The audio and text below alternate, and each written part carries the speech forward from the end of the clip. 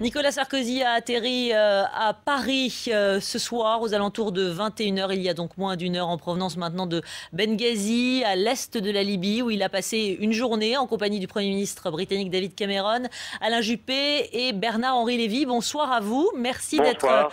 en direct avec nous, puisque vous venez aussi d'atterrir il y a quelques instants. Absolument. Bernard-Henri Lévy, d'abord un sentiment, évidemment, après ce voyage, on a vu cette foule en liesse, on a vu ces hurlements de joie, cet accueil impressionnant. J'imagine que c'était très émouvant. C'était extrêmement émouvant et vraiment très joyeux. Un sentiment de libération dans cette foule à Tripoli et à Benghazi.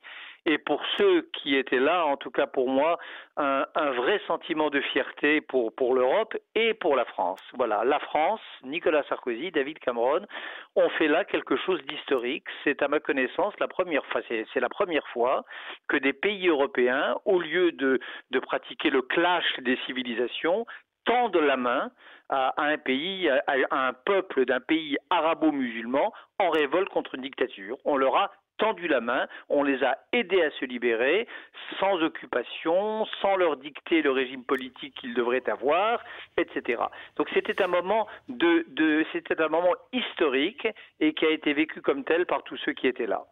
Alors un moment historique, effectivement, on l'a compris, Bernard-Henri Lévy, il n'en reste pas moins qu'il a été question aussi de Mouammar Kadhafi. D'ailleurs, je rappelle ces mots de Nicolas Sarkozy, Kadhafi est un danger, il y a un travail à terminer. Est-ce que vous, qui avez été très impliqué dans ce dossier et qui l'êtes encore au quotidien, vous avez une idée peut-être aujourd'hui? Est-ce qu'on a une trace, une idée de là où pourrait se trouver Mouammar Kadhafi? Écoutez, si j'avais une idée, je ne vous la dirais pas ici. Bien entendu.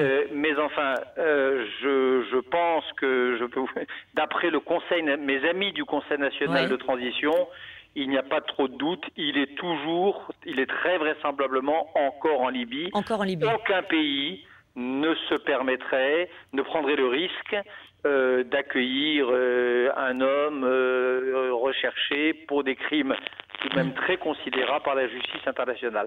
Donc il est sans doute dans une de ces cités souterraines qu'il s'est fait construire pendant ses 40 ans de règne dans tel ou tel endroit du désert libyen ou de ces grandes villes. Bernard-Henri Lévy, il y avait quand même un aspect qui était à ne pas négliger, c'était la sécurité dans ce voyage. Hier soir, on n'arrivait pas à avoir de confirmation du côté de l'Élysée.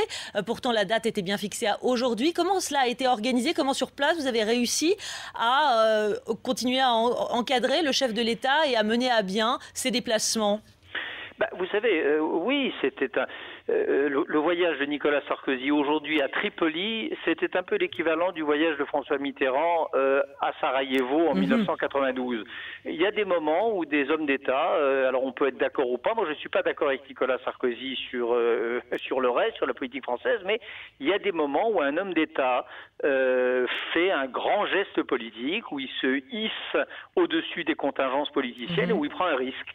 Aller à Tripoli aujourd'hui pour Nicolas Sarkozy et David Cameron, c'était un risque, comme c'était un risque pour Mitterrand d'aller à Sarajevo. Mais c'est avec des risques de ce genre, avec des grands gestes de rupture de ce genre, que l'histoire parfois s'écrit et qu'elle avance. Là aujourd'hui, moi je peux vous dire, il a été reçu notamment à Tripoli, d'ailleurs par parenthèse, par des femmes.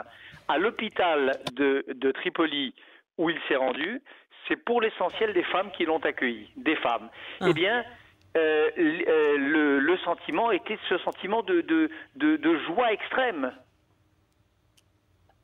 Vous m'entendez, Bernard-Henri Lévy? Oui, vous êtes toujours avec nous? Je vous entends très bien. D'accord. Il y a eu effectivement, vous l'avez cité, la comparaison avec Mitterrand, mais aussi des accents gaullistes dans ce discours de Nicolas Sarkozy sur la place de la Liberté, en plein cœur de Benghazi. Une aura inégalée peut-être grâce à cette étape libyenne pour Nicolas Sarkozy? Oui, enfin une aura inégalée, j'en sais rien, mais certainement, oui, on avait le sentiment que quelque chose d'important se passait aujourd'hui, qui dépassait là.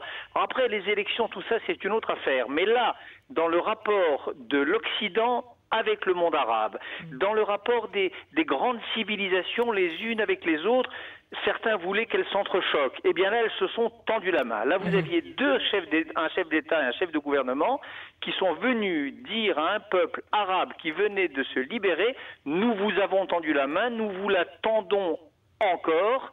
Et c'est la règle qui doit présider dorénavant à nos rapports. Donc c'était un peu le contraire de la guerre d'Irak. Voilà, on se souvient tous comment les Américains ont lancé cette guerre d'Irak.